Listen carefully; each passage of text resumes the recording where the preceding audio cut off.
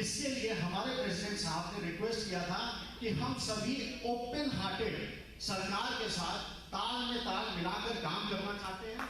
मैं आपके माध्यम से भारत सरकार को ये बताना चाहता हूं कि हम सभी उत्तर प्रदेश के चार्टर्ड अकाउंटेंट सब मिलकर इस राज्य को आगे बढ़ाना चाहते हैं। तो ये निवेदन मैं मंत्री महोदय को, चूंकि मौका मिला है इसलिए बोलने से चूकूंगा नहीं, आपके माध्यम से हम सभी लोग इस देश को कैसे आगे बढ़ा सकते हैं, जीडीपी में हमारा क्या योगदान हो सकता है, उसके लिए हम बिल्कुल तैयार हैं। बस छोटी सी बात करके मैं खत्म करना चाहता हूं। हमारे यहाँ सर एक ऐसा कॉन्फ्रेंस होता है सर पूरे दुनिया को मिला के, जैसे हमारा WHO है, जैसे हमारा WTO है, वैसे ही हमारी एक वर्ल्ड कांग्रेस होती है। पूरे दुनिया के जितने भी अकाउंटिंग बॉडीज हैं उनको मिलाकर वो बॉडी काम करती है। वो वर्ल्ड कांग्रेस का जो इतिहास है वो 118 वर्ष पुराना इतिहास है और अलग अलग देशों में वो कॉन्फ्रेंस ऑर्गेनाइज करी जाती है। तो ये जो हमारी वर्ल्ड कांग्रेस ऑफ अकाउंटेंट्स की सभा है वो इस बार हमारे भारत देश को मिला है। मैं एक बार जरूर चाहता हूं कि सब लोग तालियां बजाइए जोरदार। ये हमारे 100 साल के इतिहास में पहली बार हमको ये करने का मौका मिला है। मैं आप सभी लोगों से अनुरोध करूंगा कि वो 18 से 21 नवंबर मुंबई में आयोजित करी जा रही है। सब लोग कृपया उसे जरूर ज्वाइन करें। धन्यवाद।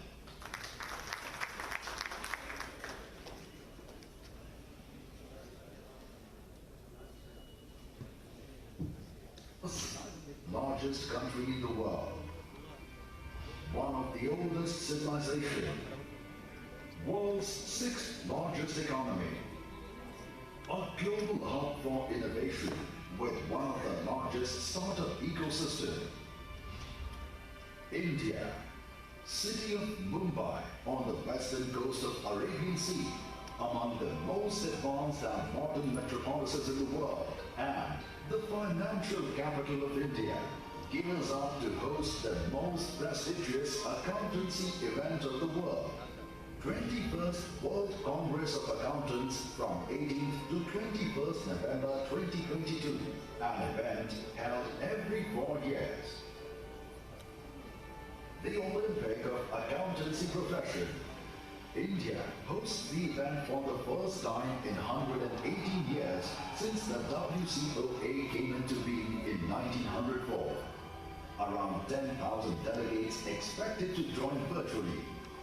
More than 6,000 delegates from over 135 countries would congregate to exchange views at the world's most advanced Geo World Convention Center. The theme, Building Trust, Enabling Sustainability, will inspire the future of accountancy profession to create sustainable economies for the future.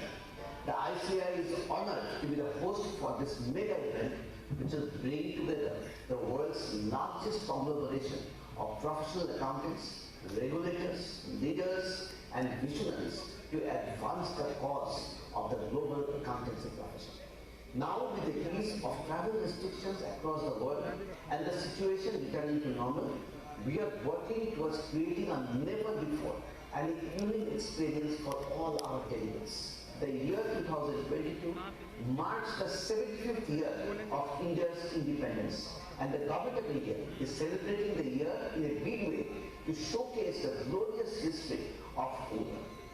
World Congress of Accountants 2022 would also be celebrated as a mega event to showcase the important role that the accountancy profession has been playing in the economic and social development of the country. A never before witnessed unique experience of learning future trends, emerging avenues, enhancing skill sets, networking, and to explore the incredible India awaits you. We at ICAI are pleased to host you here in Mumbai, the financial capital of India, for the 21st World Congress of Accountants with the theme Building Trust, Enabling Sustainability from November 18 to 21, 2022, and give you a professionally enriching and personally rejuvenating experience. We are hopeful that the conference shall be stimulating and productive, and your stay in India will be a memorable experience. Once again, we invite you for this enthralling convergence in India, the land of multicultural, historical, and spiritual inheritance since centuries. Insights from the stalwarts of the profession, international and national standard setters, regulators and trendsetters will constitute the panel of speakers at WCOA 2022. Let your dream get bigger. Come, be a part of this mega celebration. For registration and sponsorship opportunities, contact. Organized by Institute of Chartered Accountants of India under the aegis of IFAC. हम सभी ने अभी अपने chairman साहब को और हमारे vice president Shri Niket तलाती जी को और प्रेसिडेंट श्री देवाशीष मित्रा जी को सुना। अब मैं रिक्वेस्ट करूंगा श्री अभिषेक पांडे जी हमारे रीजनल काउंसिल मेंबर और लखनऊ ब्रांच के एक्स ऑफिशियल मेंबर से कि वे अपने विचार व्यक्त करें।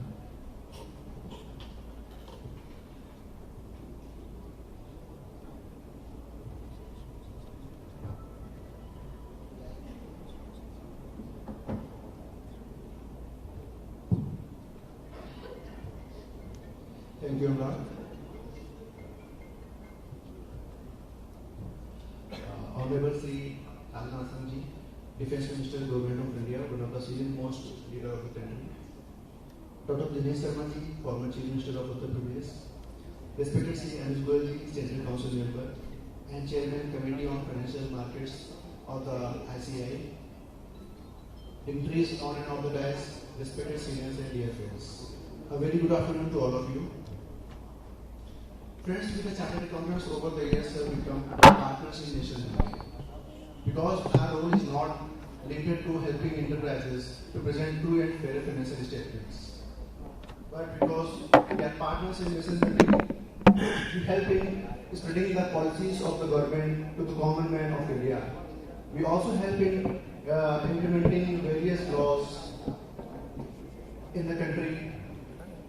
With the same object, the Committee on Financial Markets and Investors Protection is working and organizing so many programs on capital market for chartered accountants so that we can have rich knowledge about capital markets and can help our clients to protect their money.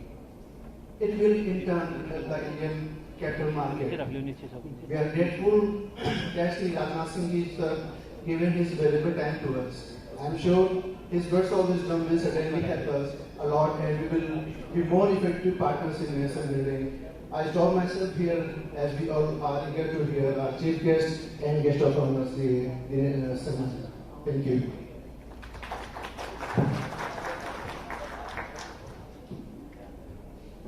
Thank you Abhishek Pandey sir. अब मैं request करूंगा अपने CIRC chairman और Lucknow branch के official member Shri Atul Mehta sir से कि मैं सबको संबोधित करूं। Thank you, Anurag, for today's MC of this very important and valuable session. Very respected Rajnath Ji, who is from our own city and from Uttar Pradesh, जो हमारे भारत सरकार के रक्षा मंत्री जी हैं। हमारे बीच में दिनेश शर्मा जी जो मुख्यमंत्री हमारे हैं और कर्मठ सदस्यों में नेताओं में माने जाते हैं। Anuj Goyal ji, very senior council member of our institute. Anurag ji, Abhishek ji, आप सभी लोगों का बहुत बहुत स्वागत। और हमारे जो बीच में आज मुख्य अतिथि हैं, उनकी जो भाषा है वो इतनी संयमित भाषा के धनी हैं, राजनाथ सिंह जी। और उनकी सफलता हम सबको अच्छे से पता है कि उनकी सफलता का मूल मंत्र क्या है, उनकी स्वच्छ छवि। सर, आपकी छवि की वजह से हम सब और पूरे देशवासी आपके कायल हैं और आपके अनुयायी हैं और आपका सम्मान हर जगह हर उसी नजर से किया जाता है। आप के जो कभी कोई व्यक्तित्व तो ऐसा होता है कि जैसे कहीं पर भी कोई गैदरिंग हुई, आम जनता की पब्लिक हुई, किसी भी शहर से किसी भी गली से आप निकल जाए तो सर आपके अंदर वो ताकत है कि आप लोगों को, आप जो है वो गैदरिंग को आप भीड़ शब्द तो कहना ठीक नहीं रहेगा, उसको अपने बातों से, अपने शब्दों से, अपनी आवाज से, अपनी गहराई से, अपने डेडिकेशन से, आपका जो कमिटमेंट है देश के प्रति, उससे ऐसा मंत्र मुग्ध हो जाते हैं लोग कि आपकी सफलता का राज ही यही है। बहुत बहुत धन्यवाद सर आपका हमारे बीच में आज आने के लिए। कुशल वक्ता के साथ साथ हमारे राजनाथ सिंह जी की जो बॉडी लैंग्वेज है वो भी बहुत प्रभावी है और यूपी के बहुत ही प्रभावी हमारे नेता हैं। और राजनाथ सिंह जी के लिए 2 लाइनें भी जरूर बोलूंगा मैं, आज्ञा आपकी हो सर। सुनकर कर दे अनसुनी ऐसी आपकी आवाज नहीं, मिलकर कोई भूल जाए ऐसे आपके अल्फाज नहीं, किसी महफिल में छुप जाएं ऐसे आपके अंदाज नहीं, और सूरज से चमकते हैं ये किसी परिचय के मोहताज नहीं। बहुत जोरदार तालियां हमारे राजनाथ सिंह जी को। युवा मोर्चा हो या संगठन की बात हो या आम जनता की बात हो या मुख्य धारा तक, किसी भी फोरम पे कहीं पर भी अगर आपकी बात करी जाती है राजनाथ सिंह की, जो इतने हमारे सीनियर सांसद हैं, हमारे देश को एक महत्वपूर्ण पद से सुशोभित कर रहे हैं, बहुत बड़ी जिम्मेदारी का निर्वाह कर रहे हैं, कि आप कौन ऐसा क्षेत्र है, कौन ऐसा फोरम है सर जो आपकी क्षमताओं का कायल नहीं है। So I am very thankful on behalf of our Central India Regional Council and on behalf of Lucknow Chartered Accountant Society, Lucknow branch and all the senior members that we are here to listen you। और जमीन से जुड़े हुए हैं आप, बिल्कुल जमीन से जुड़े होने की वजह से जो आपकी कार्यकर्ता और आम जनता के बीच में जो पहचान है,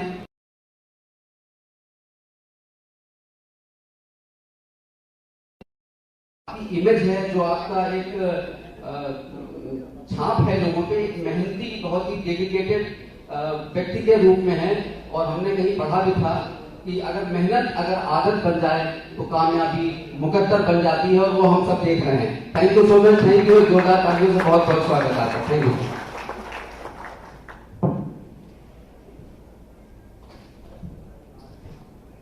थैंक यू सर।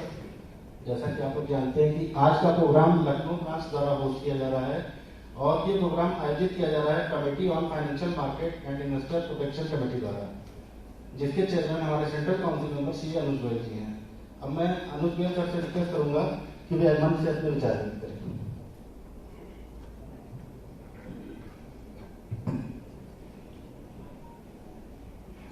बहुत बहुत धन्यवाद। गॉडेस ऑफ नॉलेज मां सरस्वती, मां शारदे को नमन।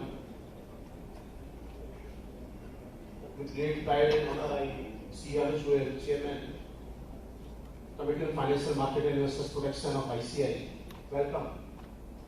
Our Honorable Chief Guest, Shri Rajnath Singh Ji, Honorable Raksha Mantri of Government of India. I think the way he has contributed for the cause of the nation, I think it is something really great. A very round of applause, friends. और लखनऊ को विशेष तौर पर धन्यवाद कि उन्होंने उनको माननीय सांसद के रूप में मोदी जी को दिया, और मोदी जी को भी उन्होंने ही हमें दिया, क्योंकि जब आप भाजपा के राष्ट्रीय अध्यक्ष थे, आपने मोदी जी का नाम as prime minister candidate propose किया, और उन्हीं की देन है कि मोदी जी आज प्रधानमंत्री के रूप में देश का नाम पूरे विश्व में रोशन कर रहे हैं। और मैं क्योंकि गाजियाबाद से हूँ और आप माननीय सांसद रहे हैं गाजियाबाद में, हमें पता है निकट से कि कितना कैसे किस तरीके से आप जनता से जुड़े रहे हैं, यूथ से जुड़े रहे हैं। मुझे लगता है ऐसा लीडर बहुत बिल्डे ही होते हैं। तो लखनऊ का सौभाग्य है, हमारा सौभाग्य है कि आप यहाँ से सांसद हैं और माननीय रक्षा मंत्री हैं देश के, और देश की रक्षा मंत्री अगर आप हैं तो मुझे लगता है देश किसी भी चुनौती का सामना कर सकता है, और बखूबी सामना कर भी रहा है। And I think he is one of the senior most political leaders of the country, and he must not be aware that he started his political career as a student activist with Akhil Bharatiya Vidyarthi Parishad ABVP, and then he became the Chief Minister of Uttar Pradesh, and went on to become the BJP national president, and of course produced the prime minister. And friends, as defense minister, he has undertaken several initiatives to increase women's participation in various departments and field operations. Very important, even in field operations. The proposal for induction of women in the corpus of military police in the Indian Army as soldiers were taken by him as defense minister, and the decision to recruit 1,700 women military personnel was also taken under his able leadership. And friends, promoting the spirit of Make in India, I was just discussing with the Honorable Defense Minister, sir, that as I am the chairman of the research committee of the institute, and when Piyush Goyal ji that was the commerce minister, is the commerce minister, we submitted a research study on the supply chain which is there in the Australia, and China was the major partner. And on that research study, ultimately at the end of the day, the MOU has been taking place between India and Australia, and now India will be the key supply chain partner of the Australia. In the same way, we are very eager. We have already initiated that in the defense sector, how we can really prove ourselves, not only the producer, but also an exporter. I think there is a need of power, and India is having the ability, and the Institute of Chartered Accountants of India, which do produce the best accounting professionals across the globe. I think we are the second largest accounting body in the world, and before the Constitution of India came into existence on 26 January 1950, before that Institute of Chartered Accountants of India on 1st July 1949 came into existence by a special act of Parliament, the Chartered Accountants Act 1949. So that was the need just after independence of the India, that we should have the defense personnels in the economic sector, and I am quite confident that in your mission of Atmanirbhar Bharat, we will certainly do something very, very concrete. Dr. Amit Agarwal ji is the secretary of the committee, and we will approach to your good office to see that how we can do some very, very good research. We have already initiated to see that how we can have the import substitution, which is very, very important as far as the defense sector is concerned. And you must be aware that in that mission of Atmanirbhar Bharat, our Honorable Raksha Mantri Shri Rajnath Singh ji in August 20 decided to ban the import of 101 defense related items. And then further in May 21, it was decided that another set of 108 military weapons and systems, including next generation corvettes, airborne early warning systems, tank engines, and radars will be entirely made in India. I think something really great. Even after decades in politics, the teacher in him lives on, and he enjoys interacting with India's students and youth, because he is having the roots with the Akhil Bharatiya Vidyarthi Parishad, and his dream to see India as a country that provides leadership to the world, not only the economic field, but in all the walks of life. We are, of course, behind the schedule. We are having our very, very prominent leader from the state of Uttar Pradesh, Dr. Dinesh Sharma ji, who has led the Uttar Pradesh as Deputy Chief Minister of Uttar Pradesh. A very, very big round of applause, friends. Atul Malhotra ji, Chairman CIRC, Abhishek Pandey ji, our Honorable Regional Council Member, and of course Ashish Pathak ji, the Chairman of the Lucknow branch, and his entire team, the Vice Chairman, the Secretary, Sakasa Chairman, each and every member of the Managing Committee of Lucknow branch, Dr. Amit Agarwal ji, Secretary of the committee, and all our honorable leaders of the profession and the senior chartered accountants here in Lucknow. I think we are committed to see that how we can really do something very, very concrete for the cause of the nation, and as a real partner in nation building, we are committed to really do something very, very concrete. I was just discussing in the previous session, sir, that in this year we are having the target of organizing more than 2,000 investors awareness program, and today only we are having very, very prominent investors awareness program for the defense ministry. You must not be aware. And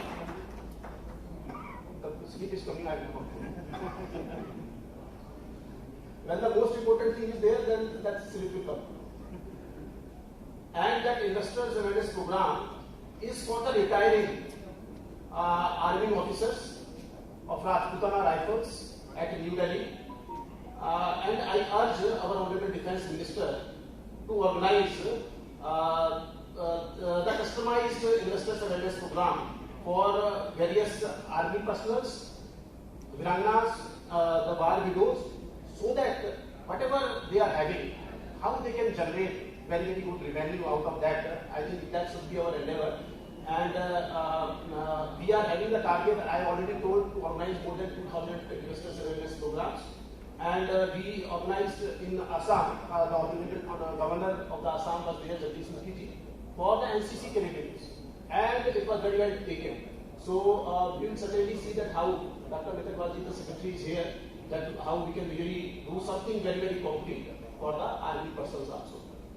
And I will not be taking your further time, as we are very, very eager to hear our Honorable Chief Guest, Honorable Defence Minister of the country, Rajnath Singh ji. May I request once again to welcome Honorable Defence Minister by a very, very big round of applause. Thank you very much.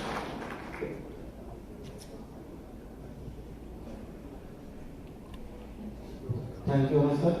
अब मैं request करूंगा हमारे माननीय विशिष्ट अतिथि महोदय श्री दिनेश शर्मा जी, पूर्व उप मुख्यमंत्री उत्तर प्रदेश से, कि वे हम सभी को संबोधित।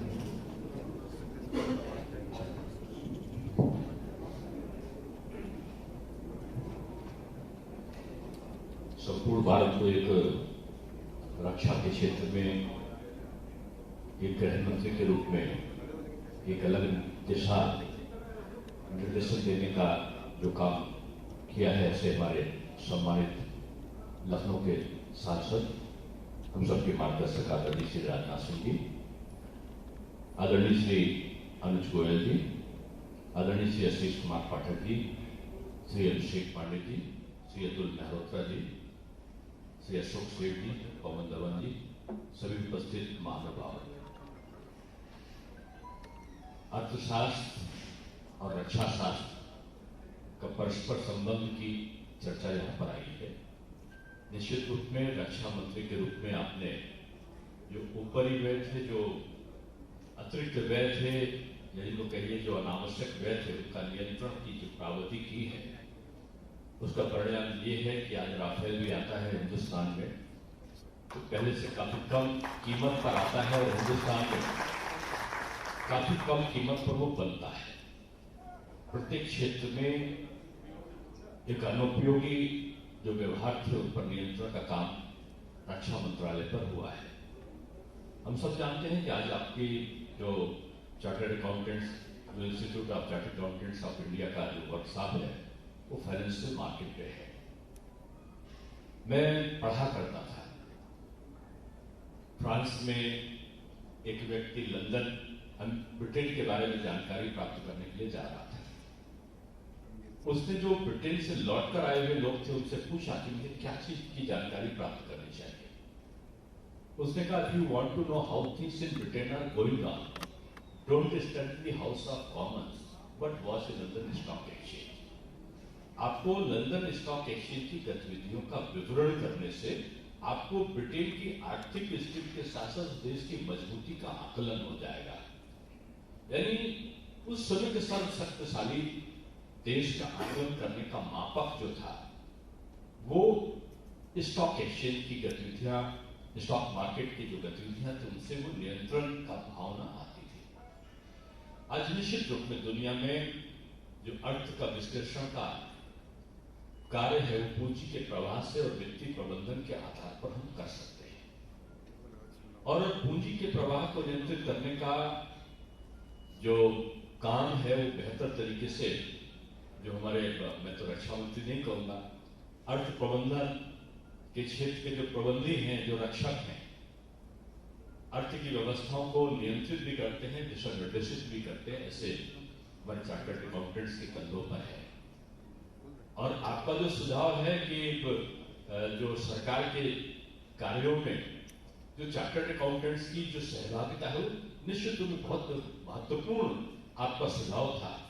और मैं जब नया 2017 में मैं डिप्टी चीफ मिनिस्टर बना था तो मैंने ये आपका सुझाव आज भी लिखित रूप में होगा कि मैंने जब हमारी औद्योगिक नीति बन रही थी उस मंत्रिमंडल समूह का मैं अध्यक्ष था और उसमें मैंने अर्थशास्त्र, जो अर्थशास्त्री हैं या अर्थ विशेषज्ञ हैं या चार्टर्ड अकाउंटेंट्स हैं, इनको जो लेखा परीक्षकों की तरीके से या हर विभागों में जो हमारा वित्तीय प्रबंधन है, उनका आकलन है, उनका अंकेक्षण है, उनकी उपयोगिता का उसमें समावेश हो सके, इस प्रकार के सुझाव उसमें हमने समावेशित किए थे।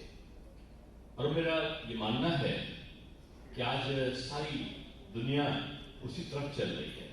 वो बोलते हैं, किसी ने पूछा कि मुद्रा क्या है, तो उसका एक लाइन में जवाब दिया कि money is what money does. मुद्रा वो है जो मुद्रा का काम करे, और जो मुद्रा का काम करे उसको नियंत्रित करने का काम कौन करे? आप ऐसे लोग उसको नियंत्रित करने का काम करते हैं। और निश्चित रूप में समय के बदलाव के साथ भारत की व्यवस्थाओं में परिवर्तन हुआ है। जो आयातों के आधार पर विदेशी मुद्रा हमारे दूसरे देशों में का आगमन होता था और विदेशी मुद्रा का प्रभाव हमारा वर्चस्व बढ़ता था, आज भारत एक्सपोर्ट प्रमोशन के अंतर्गत, आज निर्यात संवर्धन नीति के अंतर्गत उसमें संतुलन स्थापित कर रहा है व्यवसाय में। और इसका शुभ परिणाम पूंजी निवेश के लिए जब इन्वेस्टर्स मीट हुई थी उत्तर प्रदेश में, तो 4,68,000 करोड़ रुपए का इन्वेस्टमेंट के प्रस्ताव आए थे और उनमें से 3 लाख करोड़ के इन्वेस्टमेंट के प्रस्ताव आज उत्तर प्रदेश सरकार में धरातल पर है। और मुझे सौभाग्य था, मेरे पास आईटी इलेक्ट्रॉनिक्स का विभाग भी था, उनमें 65% जो इन्वेस्टमेंट आया था 3 लाख करोड़ में जो धरातल पे है, उसमें 65% जो इन्वेस्टमेंट है, पूंजी निवेश है, वो आईटी विभाग से है। आज एशिया का सबसे बड़ा डाटा सेंटर आज उत्तर प्रदेश में लग चुका है, लगभग लग चुका है, और 3 डाटा सेंटर्स और आ रहे हैं। आज 100 मोबाइल पूरे भारतवर्ष में बनते हैं, तो 3 मोबाइल आज उत्तर प्रदेश में बन रहे हैं। आज पूंजी निवेश का सबसे बेहतर कोई स्थान अगर मिल रहा है तो उसको लोग उत्तर प्रदेश के रूप में आज पसंद कर रहे हैं, पसंदीदा क्षेत्र आ रहा है। और वुड जो आप कहते हैं कि एक ही खिड़की के अंतर्गत वुड विंडो सिस्टम जो है सारी समस्याओं का निस्तारण हो, उस पर तेजी से हम आगे बढ़े हैं। स्टार्टअप नीति का आधिपत्य बढ़ा है और मैं एजुकेशन विभाग भी मेरे पास में था और आईटी भी था। हमने 1,000 करोड़ रुपए का अपने जो हायर एजुकेशन के अंतर्गत विद्यालय थे उनमें हमने स्टार्टअप के लिए फंड को जनरेट किया था। और आज वो धीरे धीरे कई जगह पे स्टार्टअप जो है आज मल्टीनेशनल कंपनी के रूप में सामने आ रहे हैं। मैं कह सकता हूं कि समय के बदलाव के साथ अर्थतंत्र का प्रबंधन एक महत्वपूर्ण विषय है। आप ऐसे अर्थ विशेषज्ञों का समागम निश्चित रूप में एक विश्लेषण और एक उपसंहार के रूप में एक निष्कर्ष की तरफ आज की जो सेमिनार है पहुंचेगी। माननीय श्री राजनाथ सिंह जी का विषय विज्ञान है, लेकिन अर्थ से जो उनका लगाव है, आर्थिक रूप में उन्होंने जिस क्षेत्र में भी रहे, शिक्षा में रहे, मितव्ययता के साथ साथ कार्यों की उपयोगिता, गुणवत्ता, इन सारी चीजों पर उनका वर्चस्व स्थापित रहा है।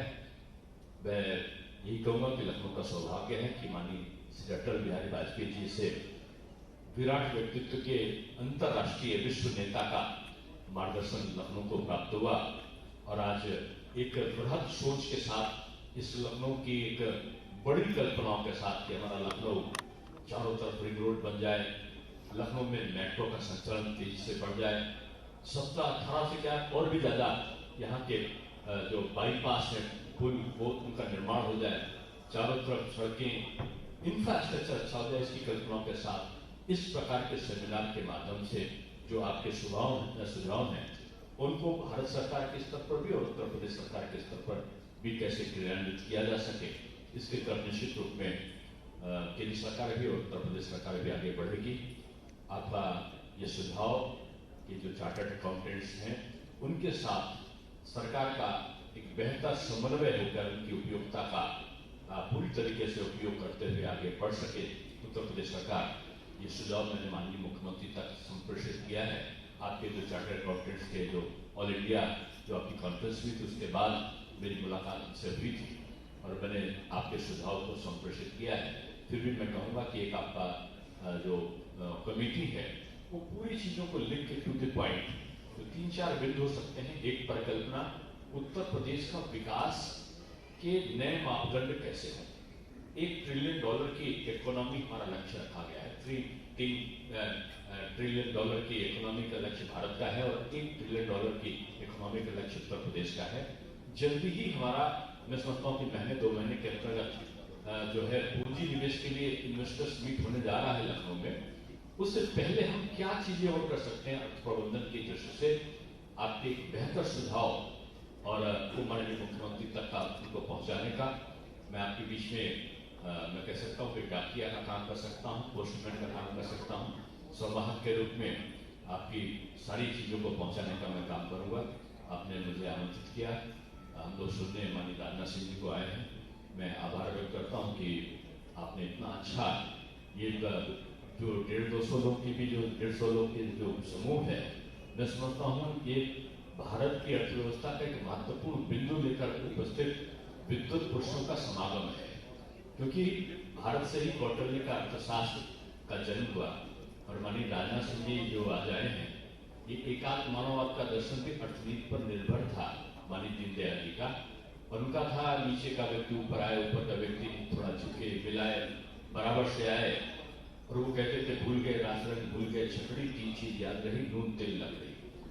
इसका जो सिद्धांत है वो आगे कैसे चल सके, ये आज का चिंतन का विषय निश्चित रूप में आपका होगा।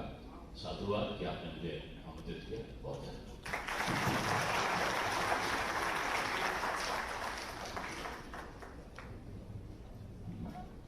धन्यवाद सर।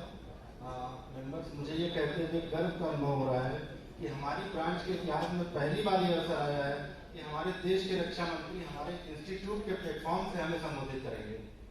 इस क्रम में मैं आग्रह करूंगा हमारे मुख्य अतिथि एवं हमारे देश के रक्षा मंत्री माननीय श्री राजनाथ सिंह जी से कि वे हमें संबोधित करें।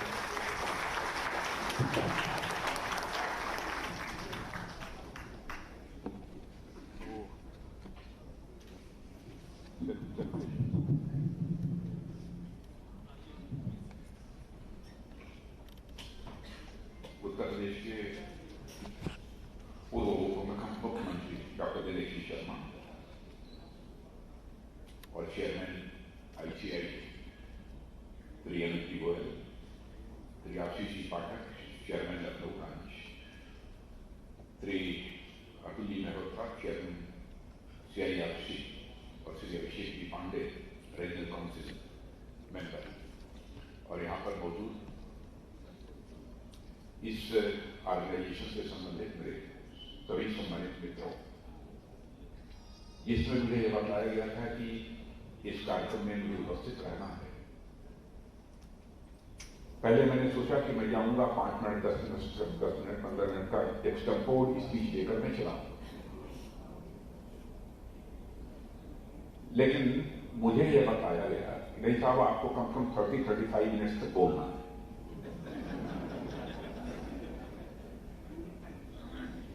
जब 30-35 मिनट तक बोलना है तो मैंने यह फैसला किया कि मेरे द्वारा कुछ ऐसा नहीं बोला जाना चाहिए जो कि आपका जो सब्जेक्ट है, आपका जो इशू है, उससे किसी प्रकार का बहुत डेविएशन हो। तो मैंने एक स्पीच प्रिपेयर करी और मैंने कहा कि ऐसे फोरम पर सामान्यतः बहुत एक्सटेम्पोर नहीं बोलना चाहिए, बल्कि वेल प्रिपेयर्ड स्पीच हो उसके बारे में बात कही जाए तो कोई ज़्यादा अच्छा होगा। वैसे बोलने के लिए इकॉनमी पर बहुत सारी चीज़ों पर मैं आपको भाषण पिला सकता हूँ, लेकिन मैं समझता हूँ कि कोई ज़रूरत नहीं है। डॉक्टर दिनेश शर्मा जी ने बहुत ही सटीक तरीके से अपनी बातें रखी हैं और उन्होंने ये भी बतला दिया कि राजनाथ सिंह जी का अर्थ के साथ लगाओ। तो मैं यही सोच रहा था कि कहीं इसका रॉन्ग इंटरप्रिटेशन किसी के साथ।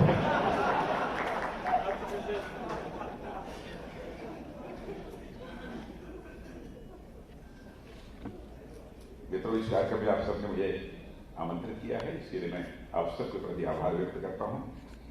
और सबसे पहले तो फाइनेंशियल मार्केट पर आप लोगों द्वारा आयोजित किए जा रहे इस वर्कशॉप के लिए आप सभी को मैं अपनी तरफ से हार्दिक बधाई देता हूं, शुभकामनाएं देता हूं इसकी सक्सेस के लिए। इस तरह के वर्कशॉप पार्टिसिपेंट्स को न केवल इकॉनमी से जुड़े नए नए डेवलपमेंट के बारे में अपडेट करते हैं, बल्कि सामने आने वाले चैलेंजेस से भी कैसे निपटा जा सकता है, चैलेंजेस को कैसे बीट आउट कर सकते हैं, उसके लिए ट्रेन भी करने का काम करते हैं। वर्कशॉप किसी भी फील्ड में पार्टिसिपेंट्स के लिए इंटेलेक्चुअल रिन्यूअल का काम करता है और मैं समझता हूं कि यह वर्कशॉप भी अपने जितने भी पार्टिसिपेंट्स हैं, सारे पार्टिसिपेंट्स को ट्रेन भी करेगा, स्किल भी करेगा, उन्हें मोटिवेट भी करेगा और इतना ही नहीं बल्कि उन्हें एनर्जाइज करने में भी यह कामयाब होगा, ऐसा मेरा पूरा विश्वास है। जैसा मैंने पहले कहा कि इसमें आपने कार्यक्रम में मुझे आमंत्रित किया, इसे मैं अपना सौभाग्य मानता हूं। और साथियों, हमारे देश का जो कमर्शियल इकोसिस्टम है, जो बिजनेस इकोसिस्टम है, उसे चलाने में चार्टर्ड अकाउंटेंट्स की बहुत ही महत्वपूर्ण भूमिका होती है, बहुत ही महत्वपूर्ण भूमिका होती है। और मैं तो ये कह सकता हूं कि जो दुनिया के ताकतवर लोग होते हैं, ताकतवर जो समूह होते हैं, उन ताकतवर समूहों में से आप एक हैं। अब कहीं पर कोई कागज रखा हो, ऐसे ही फेंका हुआ, और यदि उस पर आपकी सिग्नेचर हो गई तो वेरीफाइड डॉक्यूमेंट हो गया। अब बताइए, इससे बड़ा ताकतवर कौन होगा? आपने सिग्नेचर डाल दिया तो हो गया। बल्कि मैं तो ये कहूंगा कि हमारे अर्थतंत्र में फाइनेंशियल मैनेजमेंट और ऑडिटिंग की जो व्यवस्था है, आप सभी उसके बैकबोन हैं। आपके, जैसा मैंने कहा, सिग्नेचर में बहुत ही ताकत है और मैं यह भी कह सकता हूं कि आपका यह सिग्नेचर, इसी के भरोसे हमारे देश की इकोनॉमी का एक बहुत अहम हिस्सा संचालित भी होता है। और जिस तरह हमारे देश की सीमाओं पर अनेक प्रहरी लगे हुए हैं सीमाओं की सुरक्षा के लिए, और उनकी सजगता से यह राष्ट्र पूरी तरह से सुरक्षित है, उसी तरह देश की कॉमर्शियल और बिजनेस सिस्टम के प्रहरी आप हैं। आप स्वयं भी सजग रहकर देश सेवा कर रहे हैं और समाज को भी सजग करने का काम कर रहे हैं। भारतीय दर्शन में धर्म, अर्थ, काम, मोक्ष, चार चीजों की चर्चा की गई है। इन्हें चार पुरुषार्थ कहा गया है। उसमें धर्म को अर्थ से आगे कहा गया है। धर्म का मतलब इन्हें पूजा पाठ करना, मंदिर में जाकर पूजा करना, मस्जिद में जाकर इबादत करना, चर्च में जाकर सजदा करना, इसका उद्देश्य नहीं है। धर्म का अर्थ दायित्व बोध से, एक ड्यूटी से,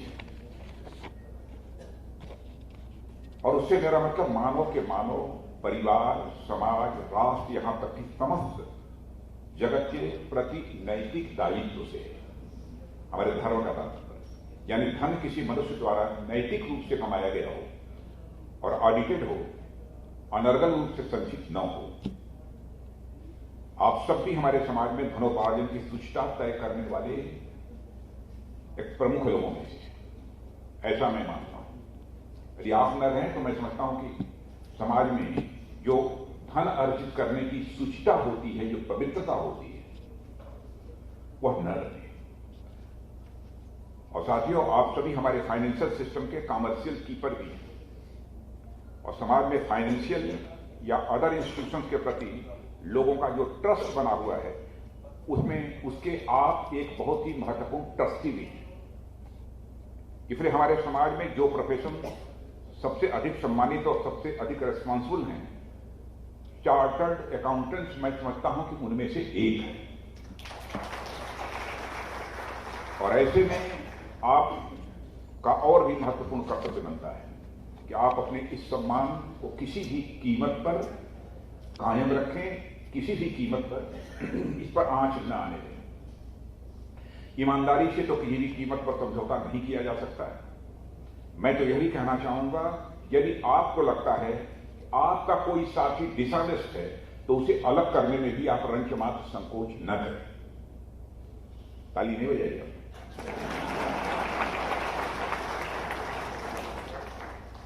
नहीं, आप अपने प्रति यदि सम्मान बनाकर रखना चाहते, आप ही की बात नहीं, कोई भी दुनिया की संस्था हो, मैं पॉलिटिकल क्षेत्र में भी काम करने वाले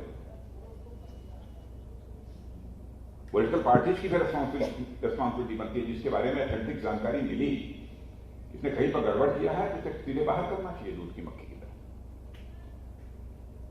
और इस संस्थान का जहां तक प्रश्न है, इसने बहुत बड़े बड़े नाम दिए हैं। हमारे इसमें कैडेट में भी जो सहयोगी हैं, पीयूष गोयल हैं, पहले हमारे सुरेश प्रभु जी हुआ करते, सब सारे चार्टर्ड अकाउंटेंट्स हैं। और इतना ही कुमार मंगलम बिरला, दीपक पारेख, राकेश झुंझुनवाला जैसे उद्योग जगत की बड़ी बड़ी हस्तियां हैं, ये सब भी चार्टर्ड अकाउंटेंट हैं। और साथियों, जैसा कि हम देख रहे हैं कि वर्तमान में पूरी दुनिया की इकॉनमी इसमें बहुत ही कठिन दौर से गुजर रही है, और कोविड-19 के कारण पैदा हुए सप्लाई चेन डिसरप्शंस और लॉजिस्टिकल बॉटलनेक्स ने दुनिया अभी इस संकट से दुनिया अभी तक उबर नहीं पाई कि तब तक यूक्रेनियन कॉन्फ्लिक्ट का एक संकट पैदा हो गया, और यह दोनों ही देश यानी रशिया और यूक्रेन महत्वपूर्ण कमोडिटी प्रोड्यूसर हैं। इस सच्चाई से भी आप अच्छी तरह अवगत हैं। रशिया एक और खाद्यान्न और हाइड्रोकार्बन का बहुत बड़ा प्रोड्यूसर है, तो दूसरी ओर यूक्रेन वीट आदि का भी एक बहुत बड़ा महत्वपूर्ण प्रोड्यूसर है। ऐसे में निश्चित ही उनके बीच संघर्ष का प्रभाव सारी दुनिया पर पड़ा है। भारत उससे अछूता नहीं है, क्योंकि हम हाइड्रोकार्बन और ऑयल सीड्स आदि बड़ी मात्रा में इंपोर्ट करते हैं। ऐसे में इनकी कीमतों का प्रभाव हमारे देश पर भी पड़ा है, और हमारे देश में भी फूड एंड फ्यूल प्राइसेस भी बढ़ी हैं। ग्लोबल सप्लाई चेन और अन्य लॉजिस्टिकल बॉटलनेक्स के चलते कोर इन्फ्लेशन में भी बढ़ोतरी हुई है, यानी थोड़ी महंगाई बढ़ी है। इस सच्चाई को स्वीकार करना। और जब अतुल जी बोल रहे थे तो मैं बैठे बैठे यही सोच रहा था, क्योंकि कोविड-19 की जो क्राइसिस थी और ये यूक्रेनियन जो क्राइसिस है, इसके कारण हमारी इकॉनमी पर असर पड़ा है, थोड़ी कीमतें बढ़ी हैं। शायद अतुल जी उसी रॉ में मेरी भी कीमत आप लोगों के सामने बढ़ाने की कोशिश कर रहे हैं।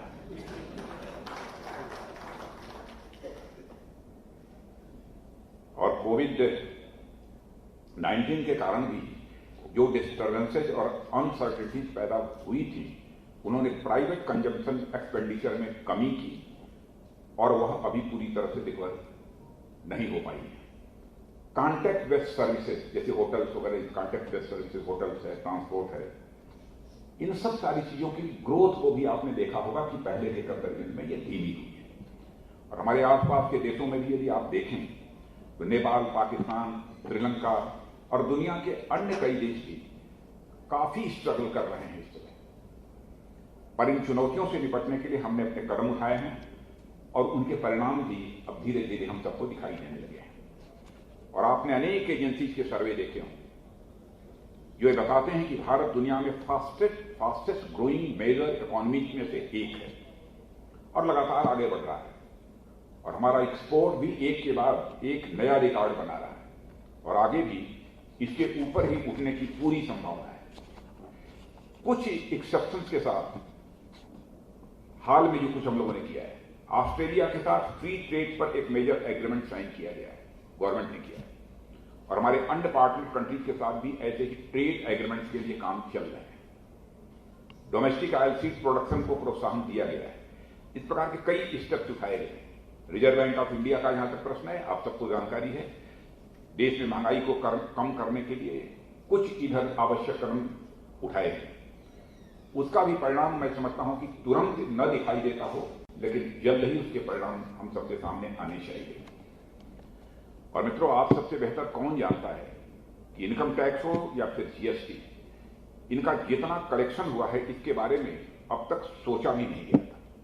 और खासकर ऐसे समय में जब दुनिया कोविड के संकट से त्रस्त हो, और जब मैं यहां टैक्स कलेक्शन की बात कर रहा हूं तो ये अपने आप में कोई लक्ष्य नहीं है, बल्कि यह लोकहित की पूर्ति का इसे एक साधन मैं मानता हूं। टैक्सेशन जनहित के कार्यों को संपन्न करने का एक माध्यम होता है। टैक्सेशन न हो, टैक्स यदि न हो, लोकहित के बहुत सारे काम नहीं किए जा सकते। और मुझे बताते हुए खुशी और संतोष का अनुभव होता है कि वर्तमान सरकार की नई टैक्सेशन जो सिस्टम को देशवासियों का पूरा सहयोग मिला है। कोविड के संकट के समय जब वही रेवेन्यू प्रधानमंत्री गरीब कल्याण अन्न योजना के रूप में 80 करोड़ से अधिक लोगों को मुफ्त खाद्यान्न के रूप में पहुंचाया जा रहा है, 80 करोड़। और आपको जानकर यह खुशी होगी कि इस कार्यक्रम की सराहना अंतर्राष्ट्रीय मंचों पर भी हुई है।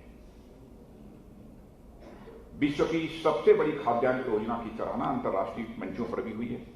और इसी तरह ग्लोबल और डोमेस्टिक लेवल पर भी नई इन्वेस्टमेंट हो रही हैं, जिनसे उम्मीद है कि सप्लाई चेन पर जो अब तक यह दबाव जो बना हुआ है उसमें भी कमी आएगी।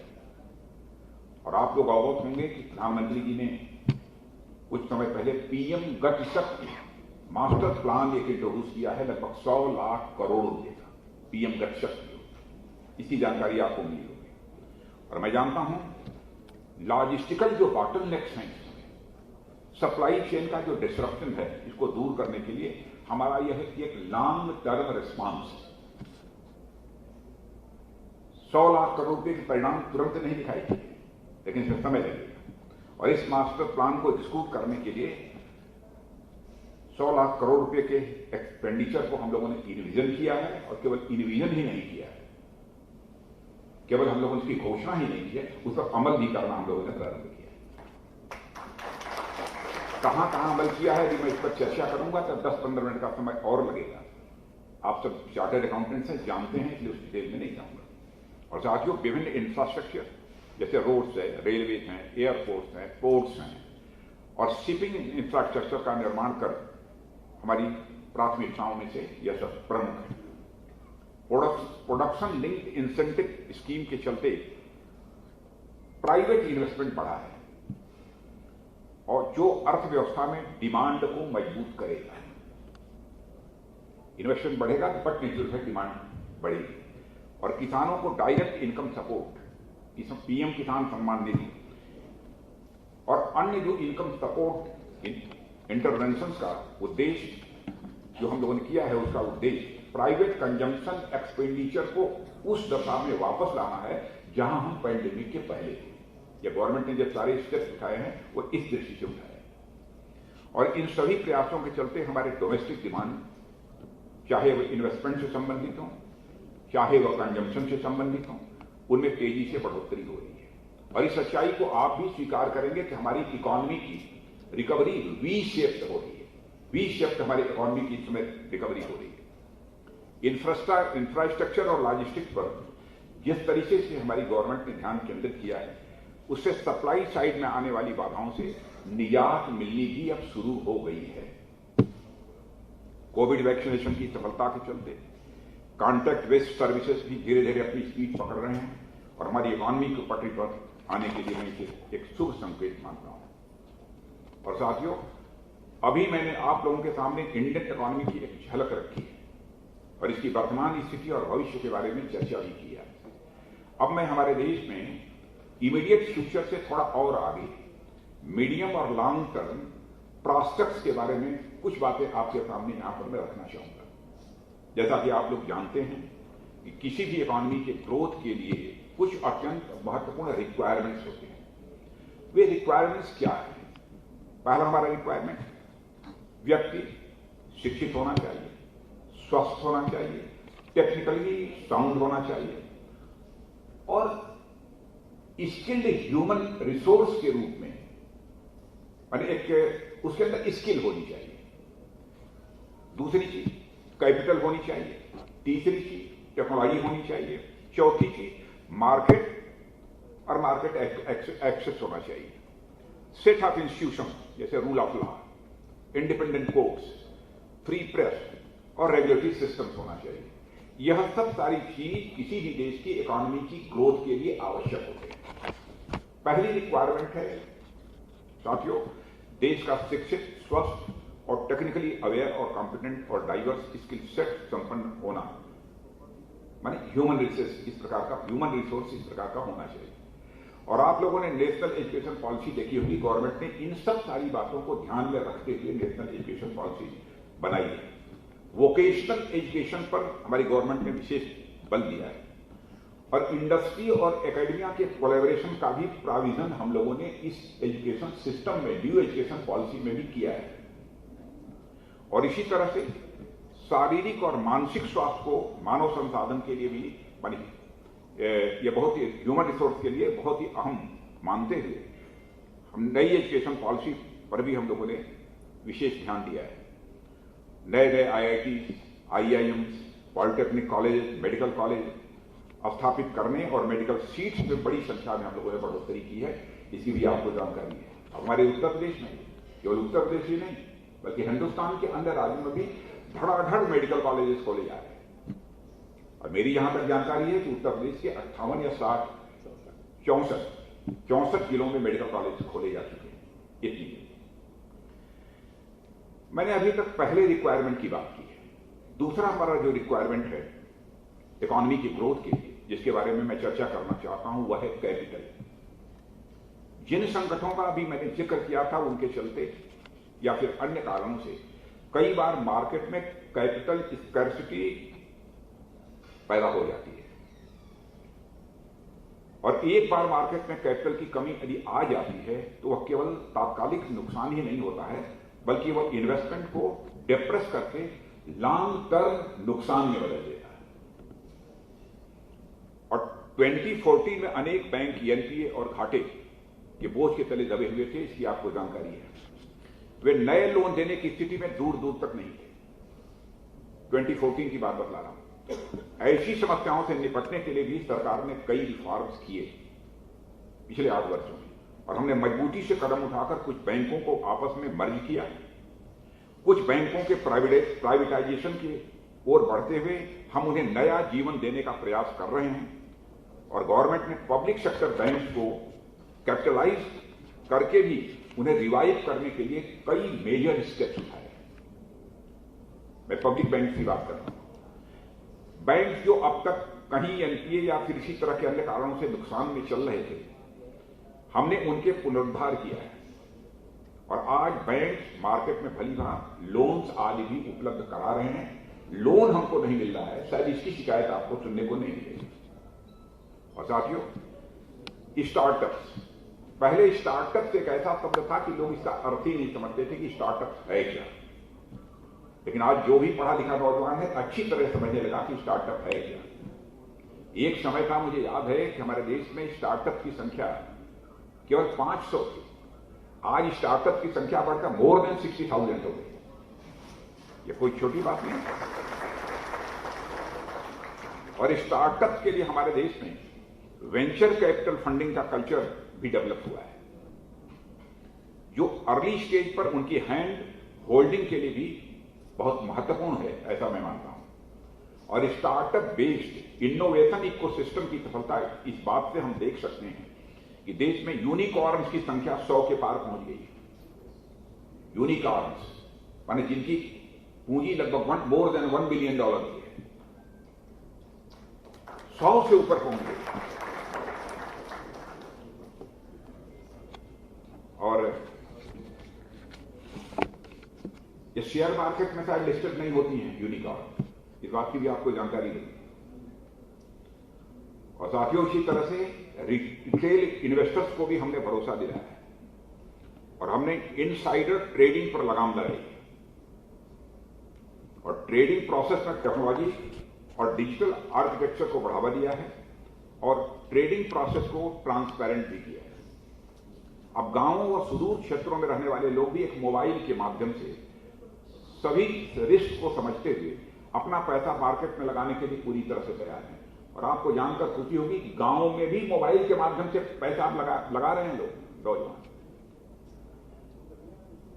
इस तरह मार्केट में रिटेल इन्वेस्टर्स के भारी संख्या में आने से मार्केट की डेप्थ और रेजिलियंस ये दोनों बढ़ी है और इससे हमारे बिजनेस को कैपिटल की इजी अवेलेबिलिटी वर्तमान में देखने को मिली है। और तीसरा प्रमुख कंपोनेंट जिसकी मैंने चर्चा की थी for the growth of economy वह है टेक्नोलॉजी। इसको बढ़ावा देने के लिए भी हमारी गवर्नमेंट ने कई मेजर स्टेप्स लिए हैं। उदाहरण के लिए हमारे जो रिसर्च एंड डेवलपमेंट इस्टेब्लिशमेंट्स हैं, चाहे वो CSIR हो, चाहे हमारा डिफेंस का DRDO हो, हमने उन्हें बड़े स्तर पर रिफॉर्म्स लाने का भी प्रयास किया है। और इसके अलावा आपने देखा होगा कि जो रिसर्चेस हमारी एकेडमिया यानी यूनिवर्सिटी या फिर इंजीनियरिंग और मेडिकल कॉलेज में हो रही थी, उनमें और इंडस्ट्री में बड़ा गैप था, दोनों के बीच कोई लिंकेज नहीं था। ऐसे में रिसर्च इंस्टीट्यूशन में जो रिसर्च एंड डेवलपमेंट हो रही थी उनको इंडस्ट्री में अप्लाई करने में काफी मुश्किल होती थी। नतीजा यह होता था कि दोनों ही पार्टी के विकास में बाधा आती थी, पर हमने इन दोनों के बीच के गैप को पाटने का कार्य किया है ताकि लैब और इंडस्ट्री के बीच की दूरी को कम किया जा सके। और यह दोनों ही पक्षों के लिए मैं यह मानता हूं कि यह विन विन सिचुएशन है।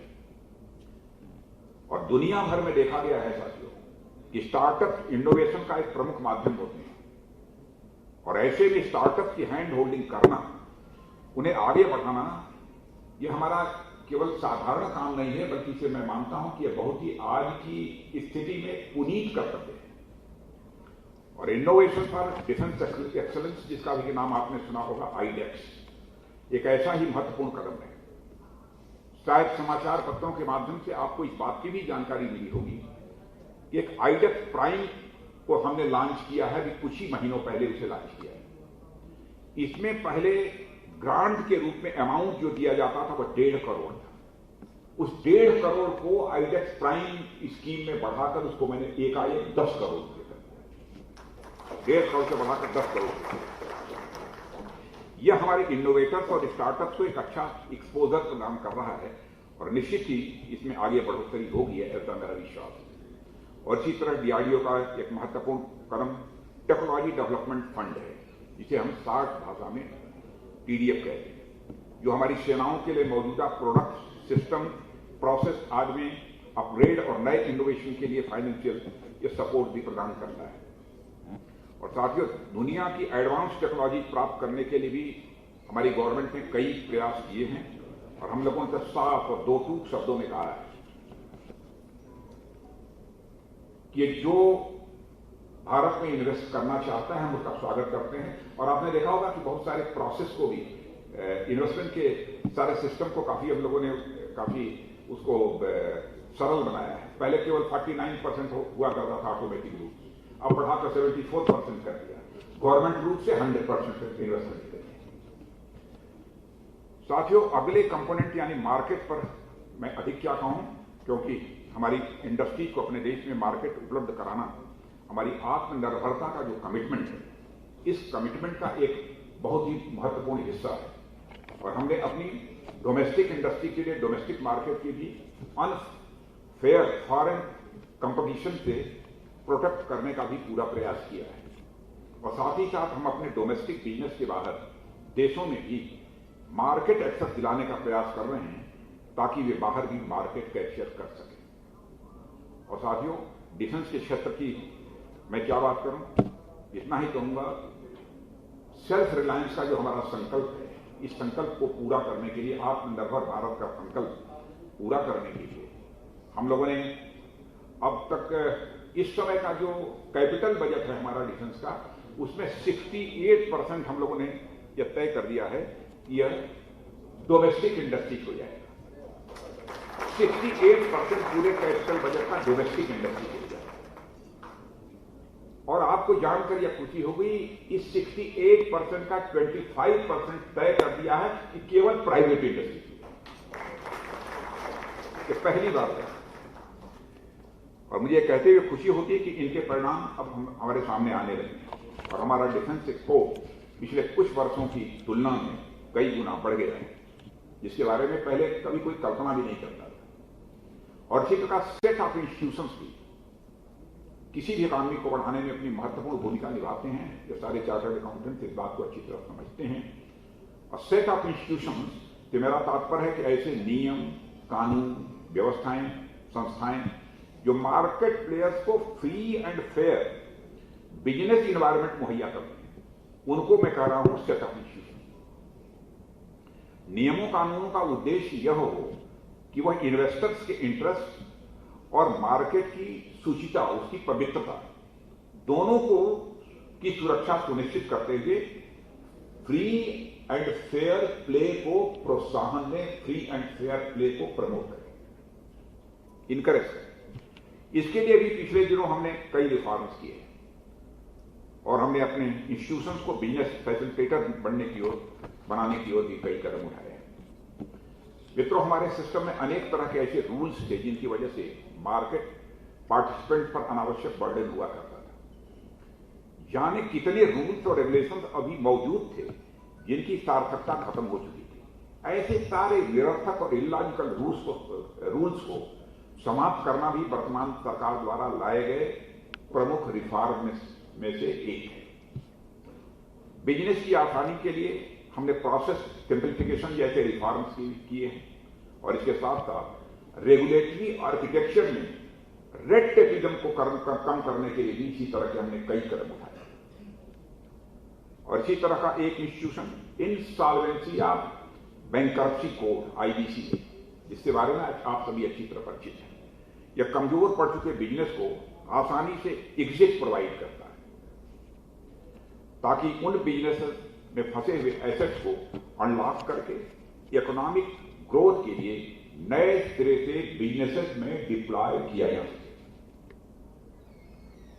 और साथियों, डीक्रिमिनलाइजेशन, छोटी सी गलती हो उठा के जेल में डाल दो, तो डीक्रिमिनलाइजेशन भी इसी दिशा में उठाया गया एक हमारा महत्वपूर्ण कदम है। और हमारी सरकार बिजनेसेस को इकोनॉमिक डेवलपमेंट में एक पार्टनर के तौर पर देखती है। हम अपने इंटरप्रेन्योर्स के साथ साधारण इंफ्रैक्शंस के लिए क्रिमिनल एक्शन न लेते हुए रेगुलेटरी एक्शन में हम विश्वास करते हैं। इसीलिए डीक्रिमिनलाइजेशन का स्टेप हमारी गवर्नमेंट ने उठाया है। डीक्रिमिनलाइजेशन करके हमारे बिजनेसेस को हमने भयमुक्त किया है। और इन सब को देखते हुए मुझे लगता है कि हमारी पूरी तैयारी है। हमारी इकॉनमी के सभी इंजन फायर कर रहे हैं, हमारी इकॉनमी के सभी इंजन फायर कर रहे हैं, यह मैं विश्वास के साथ कह सकता हूं। और यह भी मान लीजिए कि अब हम आगे उड़ान भरने के लिए भी यह पूरी तरह से तैयार है। यानी हमारा टारगेट जो कम से कम आगामी कुछ वर्षों में $5 ट्रिलियन की इकॉनमी बनाने का जो लक्ष्य है, इस लक्ष्य को हम हासिल करके रहेंगे, ऐसा मेरा पूरा विश्वास है। इकॉनमी के संदर्भ में बहुत सारी बातें मित्रों मैं आपके सामने रखी। जहां तक उत्तर प्रदेश का प्रश्न है, उत्तर प्रदेश में लॉ एंड ऑर्डर की सिचुएशन बेहतर है, इस सच्चाई को तो कम से कम सभी स्वीकार करेंगे। यहां पर उद्योग जगत को काम करने में कोई बहुत अवरोध पैदा होगा, मैं समझता हूं कि अब इसकी कल्पना भी नहीं की जा सकती। और ह्यूमन रिसोर्स के डेवलपमेंट के लिए उत्तर प्रदेश सरकार ने कई मेजर स्टेप्स लिए हैं और आगे भी करने का सोच रही है। योगी जी ने बहुत ही अच्छा काम किया है यहाँ पर। और यहां पर मिड डे मील में कितनी शिकायतें पहले आती थी, उनका कोई हिसाब नहीं। मुझे यहां तक सुनने में आता था कि आंगनबाड़ी में बच्चों के लिए लाई गई पंजीरी आंगनबाड़ी कार्यकर्ताओं के पशुओं को खिलाने के काम आती थी। पहले पंजीरी अब तो बंद है। हाई क्वालिटी एजुकेशन की दृष्टि से भी मैंने कहा कि स्टेट गवर्नमेंट ने कई मेजर स्टेप्स उठाए हैं। महिलाओं की सेफ्टी और डिग्निटी इंश्योर करने के लिए मिशन शक्ति जैसे अभियान ये हमारे उत्तर प्रदेश सरकार ने बनाए हैं। इंफ्रास्ट्रक्चर डेवलपमेंट की यहां चर्चा मैं करना चाहूंगा। इंफ्रास्ट्रक्चर डेवलपमेंट उसका परिणाम मैं समझता हूं कि आपको उत्तर प्रदेश में मैं नहीं चाहता हूं कि हमने इसमें परफेक्शन हासिल कर दिया, ऐसा नहीं, लेकिन उस दृष्टि से हम काफी कदम आगे बढ़ा रहे हैं, इतना तो मैं कह सकता हूं।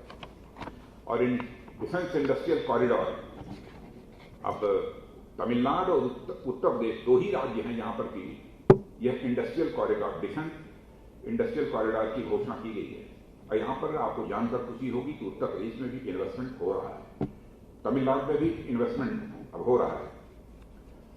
और लखनऊ का जहां तक सवाल है, आपने देखा होगा कि अभी हाल में ही ब्रह्मोस मिसाइल की मैन्युफैक्चरिंग यूनिट का मैंने अभी एक शिलान्यास किया है। ब्रह्मोस मिसाइल, अब ब्रह्मोस मिसाइल का करिश्मा क्या होता है मैं समझता हूं बतलाने की जरूरत नहीं है, क्योंकि दुनिया के कमजोर दिलों वाले लोग डर जाते हैं ब्रह्मोस मिसाइल। सब मिला जुलाकर मैं कह सकता हूं कि दुनिया की टॉप 3 इकोनॉमी में आकर हम खड़े हो जाएं, यह हमारा उद्देश्य है। और मैं समझता हूं कि इस लक्ष्य को प्राप्त करने में आपका जो कंट्रीब्यूशन है, वो क्या कहें उसको, अनमोल आवश्यक भी है और बहुत ही, जो भी आपका कंट्रीब्यूशन होगा उसकी कोई कीमत नहीं लगाई जा सकती। अनमोल का मतलब तो यही ना, अनमोल है। और मित्रों, इस अवसर पर मैं समझता हूं कि इससे ज्यादा कुछ न कहते हुए मैं पुनः आप सबके प्रति आभार व्यक्त करता हूं। अनुज जी और सब सारे जितने अभिषेक जी और बैठे हमारे ये पाठक जी, अभिषेक जी, आप सबको मेरी तरफ से बहुत बहुत धन्यवाद और पुनः एक बार आप सबको हार्दिक शुभकामनाएं देते हुए इस दृष्टि से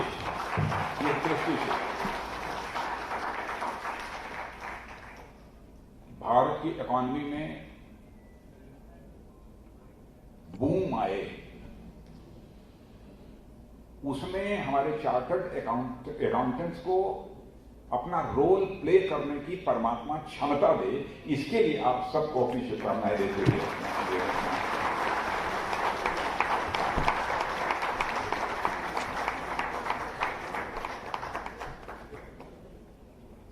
थैंक यू सर। आपके माध्यम से हमें सरकार की बहुत सी महत्वपूर्ण योजनाओं की जानकारी हुई। अब मैं आग्रह करूंगा सीए विष्णुकांत गुप्ता जी से कि वे सीए अभिषेक पांडे जी को स्मृति चिन्ह देकर सम्मानित करें।